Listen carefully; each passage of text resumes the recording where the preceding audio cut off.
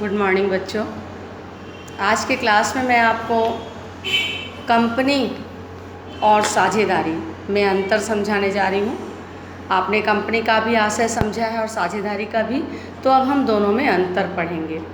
तो अंतर का आधार पहला है व्यक्ति। कंपनी जो है वो कृत्रिम व्यक्ति है, जबकि साझेदारी एक संघ है दो या दो से अधिक व्यक्तियों का। पृथक अस्तित्व। कंपनी का अस्तित्व उसके जो अंशधारी होते हैं उससे पृथक होता है, जबकि साझेदारों का अस्तित्व कभी भी अपने साझेदारी व्यवसाय से पृथक नहीं हो सकता।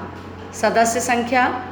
कंपनी में अगर प्राइवेट कंपनी है तो कम से कम 2 और अधिकतम 200, और यदि सार्वजनिक कंपनी है तो कम से कम 7 और अधिकतम पर कोई प्रतिबंध नहीं है।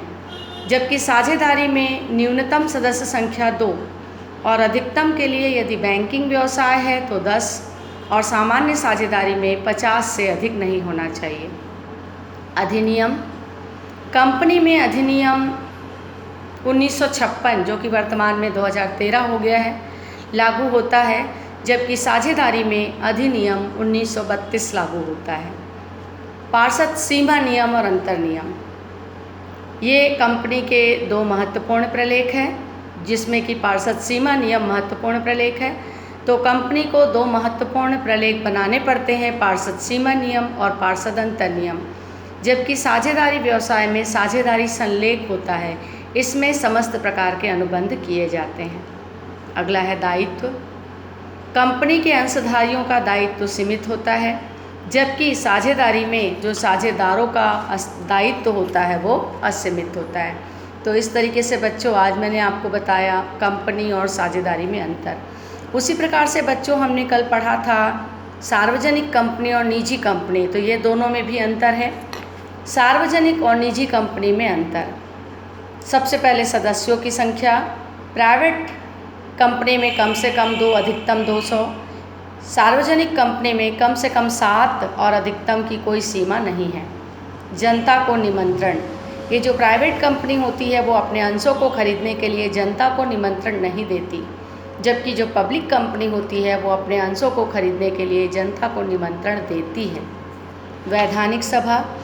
कंपनी जो है अपने अंशधारियों की समय समय पर आवश्यक कार्यों हेतु वैधानिक सभा बुलाती है, जबकि जो पब्लिक कंपनी होती है वो वैधानिक सभा बुलाना, प्राइवेट कंपनी को वैधानिक सभा बुलाना अनिवार्य नहीं है, जबकि सार्वजनिक कंपनी को वैधानिक सभा बुलाना अनिवार्य है। मैं फिर से बोलूँ एक बार, जनता को निमंत्रण। प्राइवेट कंपनी अपने अंशों को खरीदने के लिए जनता को निमंत्रण नहीं देती, जबकि सार्वजनिक कंपनी अपने अंशों को खरीदने के लिए जनता को निमंत्रण देती है।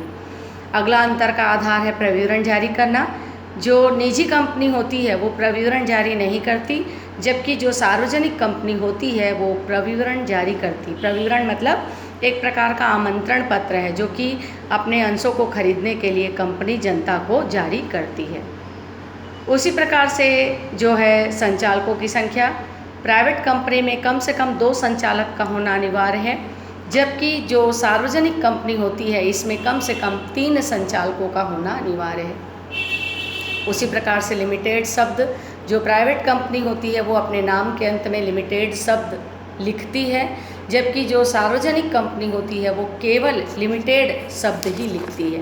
तो इस तरीके से बच्चों आज हमने किया कंपनी और साझेदारी में अंतर, फिर हमने किया प्राइवेट कंपनी और पब्लिक कंपनी में अंतर।